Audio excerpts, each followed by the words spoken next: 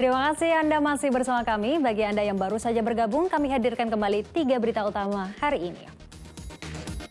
Cekcok di penginapan, seorang wanita nekat memotong alat kelamin teman prianya di sebuah hotel di kota Sibolga. Ratusan bal ganja kering disita dari bawah kursi mobil di Kabupaten Langkat.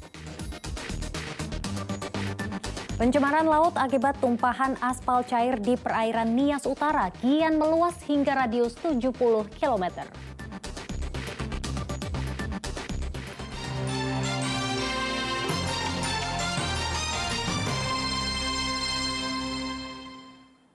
Polres Langkat menyita 1 kg sabu-sabu dan 232 bungkus ganja kering tersimpan di dalam 1 unit mobil.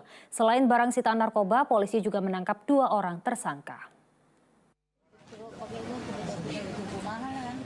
Petugas Satuan Narkoba Polres Langkat berhasil menggagalkan penyelundupan narkotika jenis sabu-sabu seberat 1 kg dan ganja kering sebanyak 232 bungkus asal Aceh. Barang haram ini disita dari 2 orang tersangka. Rencananya, sabu-sabu dan ganja akan diedarkan di kawasan Kabupaten Langkat dan Kota Medan.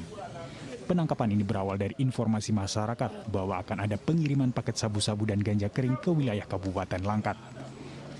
Menyikapi laporan tersebut, petugas langsung melakukan penyelidikan dan menangkap tersangka Agdil Akbar, 42 tahun di Jalan Teguh Amir Hamzah, Kelurahan Pekan Tanjung Pura, Kecamatan Tanjung Pura, ketika berada di dalam angkutan umum pada 12 Februari 2023. Dari tangan tersangka, petugas menyita barang bukti sabu-sabu yang dikemas dalam plastik. Sementara tersangka Rahmat Kelana, 28 tahun warga desa Lawe Loning Aman, Kecamatan Lawe Sigalagala, Kabupaten Aceh Tenggara, ditangkap petugas di rumahnya pada 20 Februari 2023. Usai dilakukan pengembangan terhadap penemuan mobil tak bertuan yang menyimpan 232 bungkus ganja kering di bawah kursi mobil pada 16 Februari 2023. Menemukan ganja kering sebanyak 232 bal, ya. Jadi jumlah balnya ini 232, tetapi beratnya itu 233 kilogram. Nah, berarti ada kenaikan 1 kilogram. Kemudian di mobil itu juga kita temukan suatu buah dompet kulit. Ya, ada 1 lembar SIM C, dan juga ada 1 unit HP Android. Kemudian mobil ganja kering dan juga alat barang bukti yang saya sebutkan tadi itu kita boyong ke Polres Langkat. Kedua tersangka dijerat dengan pasal 114 ayat 2, subsidiar 111 ayat 2. Undang-Undang Republik Indonesia Nomor 35 Tahun 2009 tentang narkotika dengan ancaman hukuman pidana mati atau penjara seumur hidup. Muhammad Hamdani melaporkan dari Kabupaten Langkat.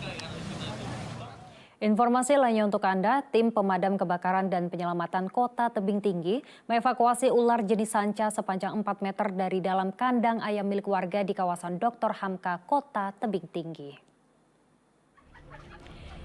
Tim damkar dan penyelamatan melakukan evakuasi ular jenis sanca dari dalam kandang ayam milik Hansen, warga Jalan Dr. Hamka, lingkungan 1, Kelurahan Mulian, Kota Tebing Tinggi pada Senin pagi. Petugas damkar menangkap ular sanca dengan menggunakan alat penjepit. Sebelum dievakuasi, ular sepanjang 4 meter ini sempat memangsa 1 ekor ayam. Namun petugas dengan sigap langsung menangkap dan membawa ular keluar kandang agar tidak memangsa ayam lainnya. Setelah dievakuasi, ular sanca ini dibawa ke kantor damkar untuk dilepas liarkan ke habitatnya atau diserahkan ke kebun binatang terdekat. Laporan dari saudara Hansen yang beralamat di Jalan Dr. Hamka Utara tentang ada laporan seekor ular hitam yang berada di kandang ayam. Ada berapa meter kira-kira Bang panjang? Kalau untuk panjangnya ada sekitar 4 atau 5 meter. Jadi agresifnya lah itu. Posisi ular berada di mana saat Di ditangkap? dalam kandang ayam, dia lagi memangsa 1 ekor ayam. Setelah dilakukan penangkapan dibawa kemana ini Bang? Kita bawa ke pos pemadam kebakaran untuk kita karantina dulu. Nanti baru kita serahkan ke kebun binatang atau kita lepas ke alam. Pencemaran laut akibat tumpahan aspal cair di perairan Nias Utara kian meluas. Terdapat 3 kecamatan yang perairannya kini tercemar aspal tumpahan dari kandasnya kapal berbendera Republik Gabon.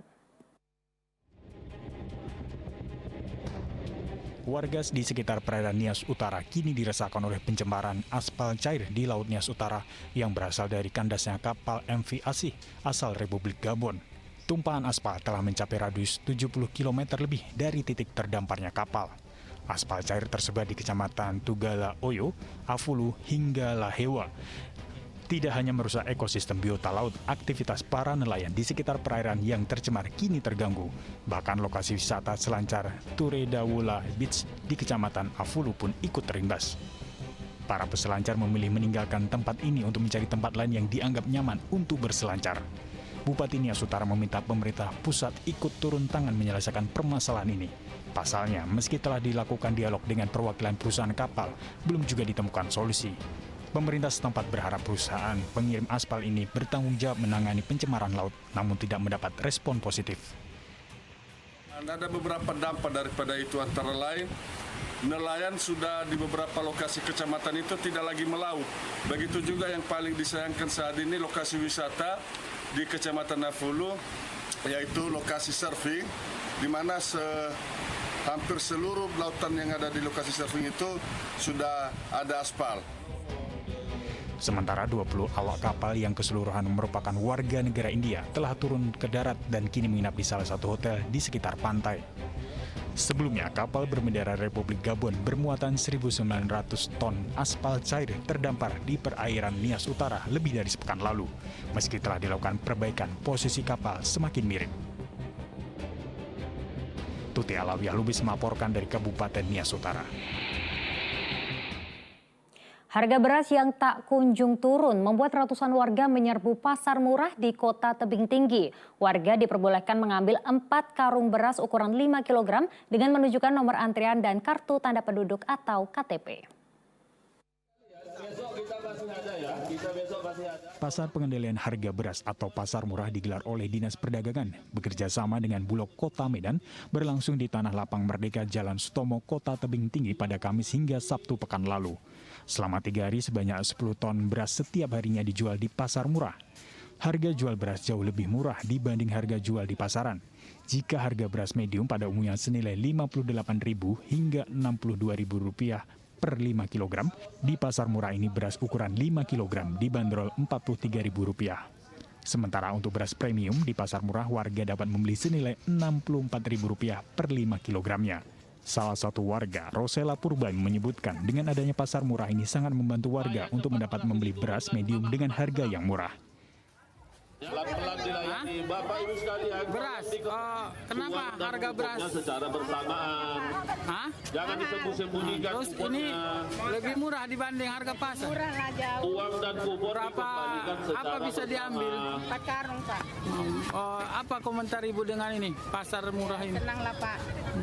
Misalnya segoni bisa jadi 4 goni. Apa harapan Ibu untuk pemerintah? Semoga lah sering-sering datang Pak.